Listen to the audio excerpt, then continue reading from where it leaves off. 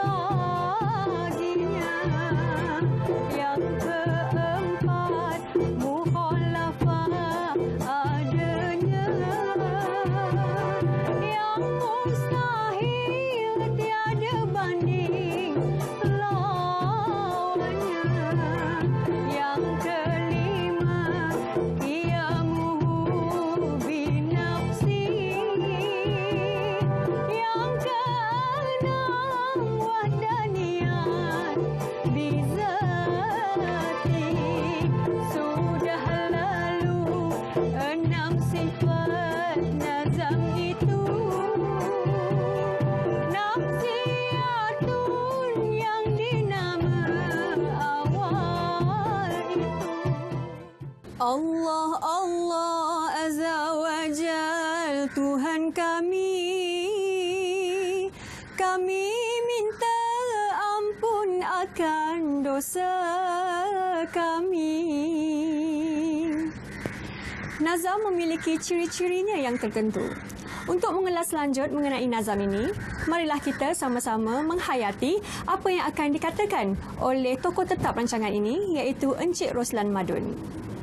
Agama Islam dipersusun atas 5, mengucap syahadah tanda Islam yang pertama.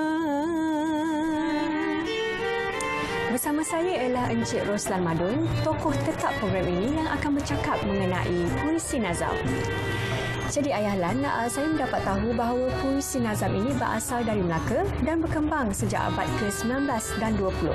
Jadi sejauh manakah kebenarannya? Betul Syafa. Nazam ini popular sebagai nyanyian rakyat di kampung-kampung untuk majlis-majlis keagamaan. Pada masa lalu, nazam ini didendangkan dalam bahasa Arab. Ia menjadi instrumen pendidikan untuk mengajar ilmu fiqh. Antara tokoh penting dalam perkembangan nazam ialah Tuan Haji Ahmad Abdul Rauf, Mufti Melaka yang pertama. Jadi, Ayah Lan, nazam ni bukan sekadar puisi tetapi mempunyai nilai keagamaan yang tinggi. Ya, di situ uniknya. Isi nazam sangat jelas tentang hukum hakam dalam Islam. Sebagai contohnya ada nazam sifat 20 seperti yang Syafa dendangkan. Ada beberapa nazam lain seperti nazam rukun Islam, nazam rukun iman, nazam rukun nikah dan sebagainya. Ya. Ini membuktikan bahawa pengajaran nazam itu memang menjurus kepada pengajaran agama. Dan uniknya nazam ini didendangkan dengan kreatif. Ya. Kalau dulu didendangkan secara beramai-ramai, tapi sekarang didendangkan secara solo. Dan ada yang mendendangkan nazam dengan menggunakan alat muzik. Ini sangat-sangat menarik. Nazam mempunyai 2 baris dalam satu rangkap, sama seperti gurindam. Jadi di manakah perbezaannya? Perbezaan antara nazam dan gurindam, ya. Nazam, kedua-dua baris tersebut adalah isinya masih berkait antara satu sama lain. Ya. Sebagai contoh, nazam sifat 20. Ya. Yang kelima, qiyamuhu binafsi.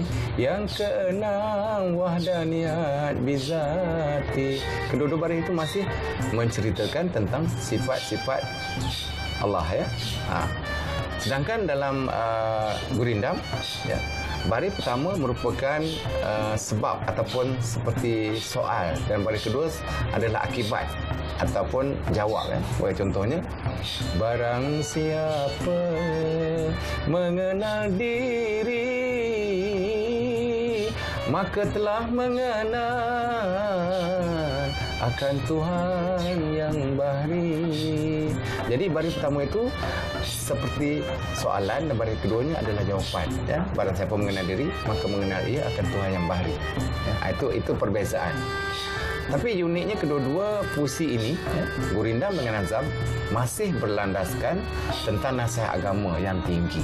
Itu yang uniknya. Yang menariknya, nazam ni dimulai dan ditutup dengan Allah Allah Azza wa Jal, Tuhan kami minta ampun akan dosa kami. Itu memang ciri penting dalam bernazam, ya. Mesti menyebut Allah Allah Azza wa Jal, Tuhan kami minta ampun akan dosa kami, ya.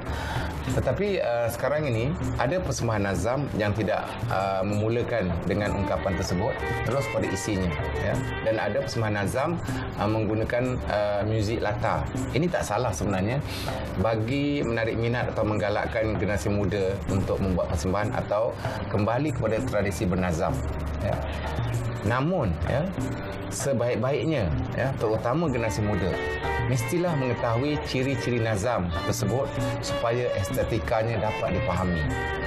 Itu pesanan saya lah. Baik, terima kasih Ayanan kerana berkongsi maklumat mengenai nazam ini dengan saya.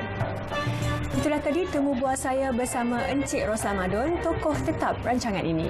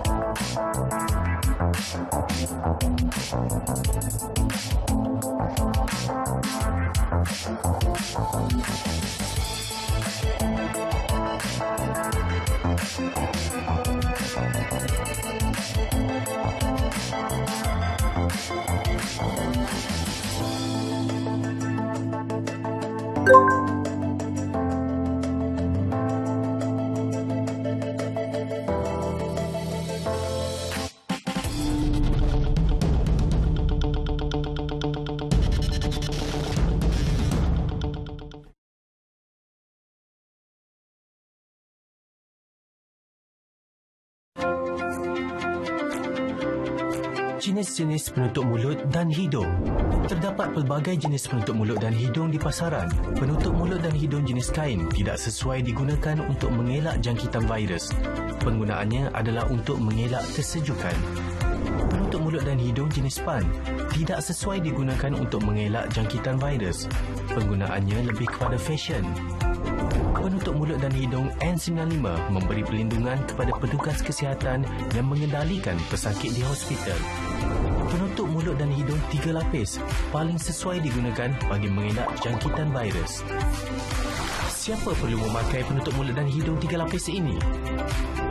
Kementerian Kesihatan Malaysia menyarankan pemakaian penutup mulut dan hidung jenis 3 lapis kepada golongan berikut: penjaga individu yang ada gejala pernafasan, petugas kesihatan yang mengendali pesakit, petugas di barisan hadapan, individu yang ada gejala pernafasan.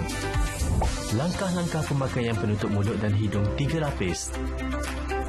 Pastikan bahagian berwarna di luar dan putih di dalam, serta kepingan logam di atas hidung. Tutup keseluruhan hidung dan mulut anda.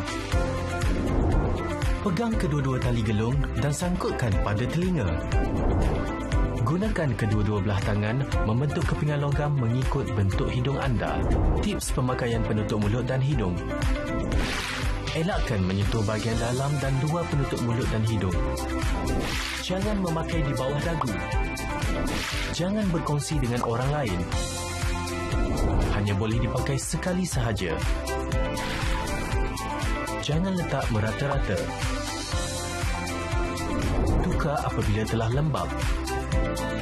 Dipakai tidak melebihi 8 jam. Pelupusan penutup mulut dan hidung. Pegang kedua-dua tali gelung dan tanggalkan penutup hidung dan mulut. Buang ke dalam tong sampah yang bertutup. Cuci tangan dengan air dan sabun.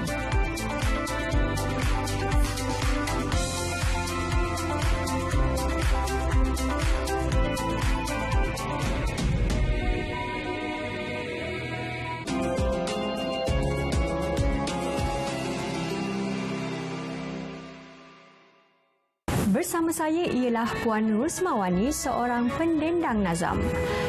Nazam mempunyai 2 irama yang popular, iaitu irama serkam dan irama tanjung dari Melaka. Namun, ada satu lagi nazam yang popular, iaitu nazam kasih ayah dan ibu. Saya dan Puan Rusmawani akan mendendangkan nazam tersebut.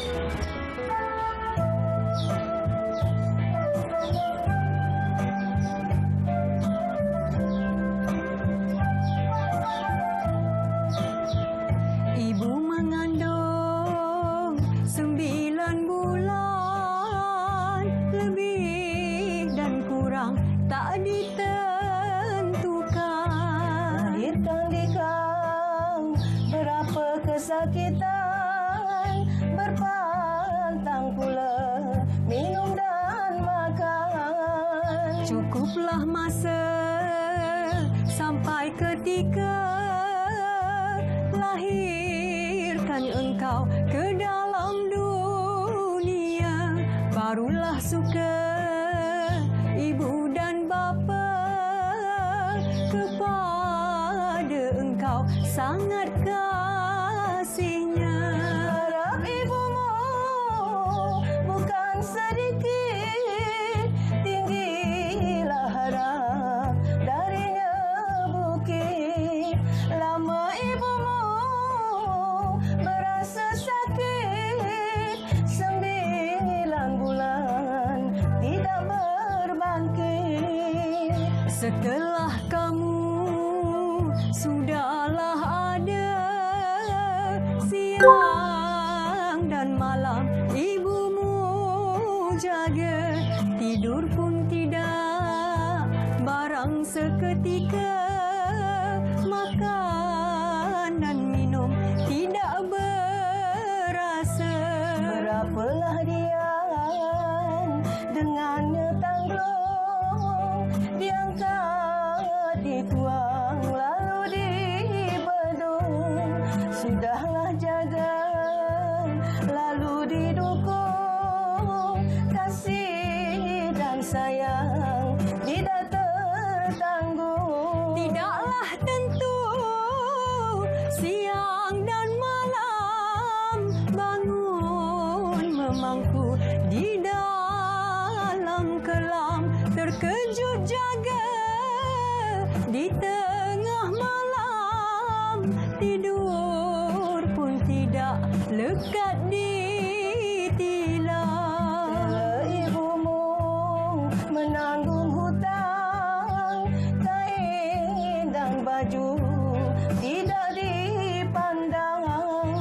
basah di ampai, kering di pinggang, didukung galas, tidak berenggang. Kenang ayahmu, anak bangsawan, barang katanya jangan dilawan. Ibu bapa. Puisi tradisi sangat terkait dengan alam. Sebagai contoh, pantun memiliki unsur-unsur alam di dalam pembayangnya. Namun, nazam tidak mempunyai pembayang. Setiap barisnya adalah maksud. Sekarang, marilah kita dengar ulasan lanjut daripada Sastrawan Negara Datuk Dr. Zurina Hassan sebagai tetamu undangan kali ini. Nazam ialah puisi Melayu tradisi yang isinya pada keseluruhannya adalah pengajaran agama yang mendidik anak-anak kita untuk mengenal Allah dan Rasul. Kesannya sangat besar kerana secara psikologi apa yang kita dengar pada permulaan hidup kita akan sentiasa ingat, tersimpan di dalam memori dan mempengaruhi pemikiran dan perasaan kita. Teks nazam mengandungi pengajaran, pengajaran tentang agama, kebesaran Allah dan riwayat hidup Rasulullah, menjadikan kita orang yang teguh pegangan dan mengajar kita bagaimana untuk menjalankan kehidupan berpandukan dengan ajaran-ajaran ini. Nazam ini perlu dilestarikan di dalam kehidupan masa kini yang banyak pancaroba supaya kita kembali ke jalan yang tenang dan menjadi pedoman pada hidup kita. Kerana kita telah melihat bagaimana nazam ini telah memelihara akidah orang kita dan membentengi akidah kita daripada dicerobohi oleh agama lain. Kalau ditanya saya tentang masa depan dan harapan kepada nazam ataupun puisi-puisi tradisional yang lain, saya merasakan kita ada harapan yang cerah dalam dunia digital ni, di mana puisi-puisi kita ni dapat diakses oleh masyarakat umum, daripada berbagai lapisan masyarakat. Jadi kita lihat dulu bagaimana Raihan misalnya, kumpulan nasyid Raihan telah membuat album yang mendapat sambutan yang begitu hebat dan boleh dikatakan kebanyakan adalah berunsurkan nazam atau diambil daripada semangat nazam itu tadi. Ada zikir, ada unsur berjanji begitu. Jadi kalau kita lihat P. Ramlee juga telah menggunakan nazam di dalam lagunya, misalnya lagu tolong kami, bantu kami, anak-anak yatim piatu. Hidup kami dalam dunia tak berayah, tak beribu. Itu juga adalah satu unsur nazam. Nazam ini saya rasa dia ada kelebihan daripada puisi-puisi tradisi yang lain, sebab iramanya itu rancak dan boleh diaplikasikan dengan pelbagai muzik.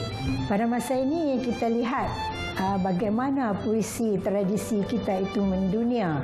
Ya, misalnya dengan adanya kumpulan-kumpulan seperti Floor 88 yang saya pun baru je kenal, dan adanya anak muda seperti Waris yang menyanyikan teromba. Dan kalau dulu kita dengar teromba tu macam kejelebak-kejelebu, tuai padi 3 tangkai, gurindam dahulu jangan mudah dipertikai. Dan kemudian dia kata, kalau tidak tahu jangan memandai-mandai. Jadi kalau pada masa dulu pantun-pantun itu mungkin kita dengar di Negeri Sembilan ajalah. Tapi sekarang ini dengan adanya anak muda yang begitu boleh kita kata menarik minat masyarakat, lagu ini boleh didengar di seluruh dunia lah melalui YouTube. Dan lagi walau bagaimanapun kita mengharapkan panduan, guidance daripada orang-orang yang lebih berpengalaman macam Dr. Rosli, macam Cik Ruslan Madun dan sebagainya, supaya kita akan memelihara keaslian puisi ini dan supaya kita tahu bahawa yang kita nyanyikan itu adalah nazam atau gurindam.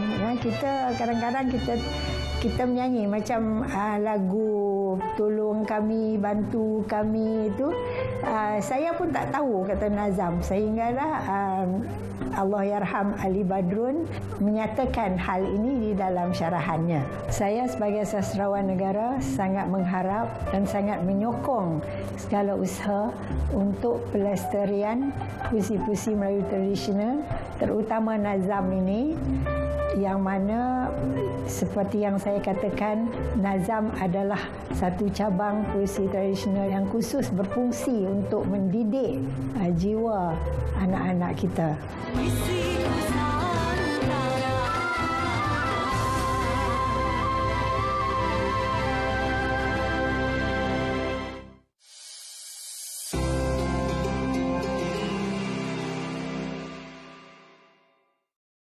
Serius ke, Wil? Serius. Kau labur sikit je tapi kau dapat balik banyak. Saya pun ingat nak melabur. Ya ke?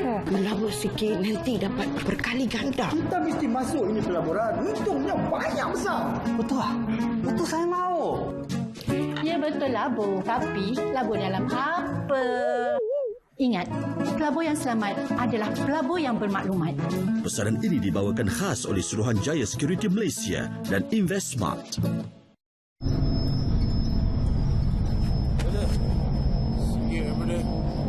Singgit nak makan. Singgit dengan tak ada ada. Singgit ada.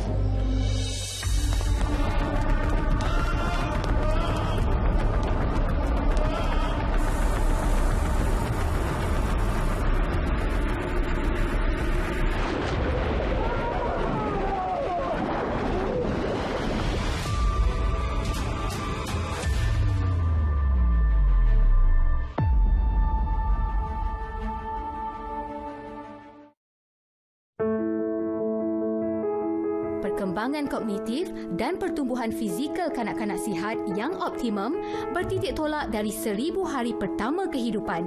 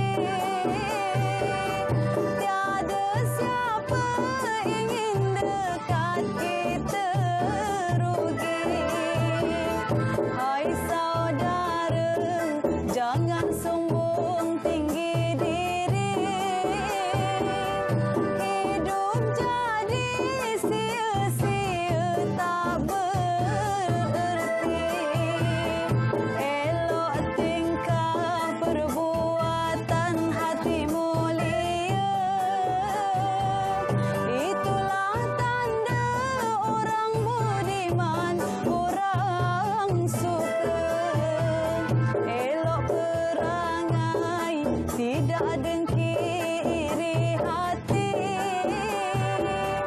hidup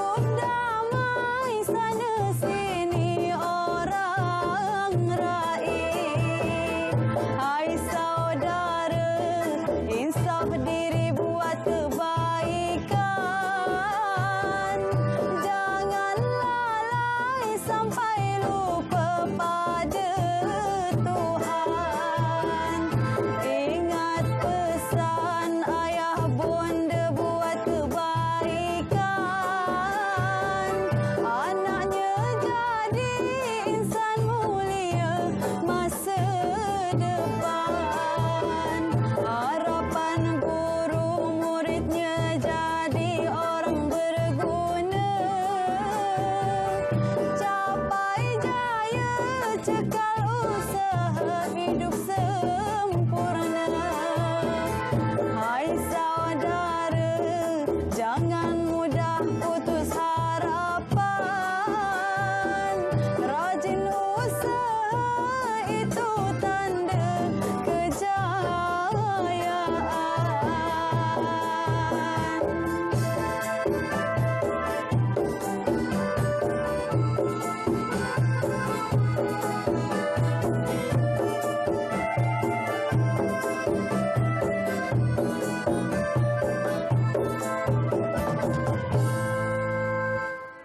Kita telah pun melihat persembahan Nazam yang begitu indah sekali iramanya.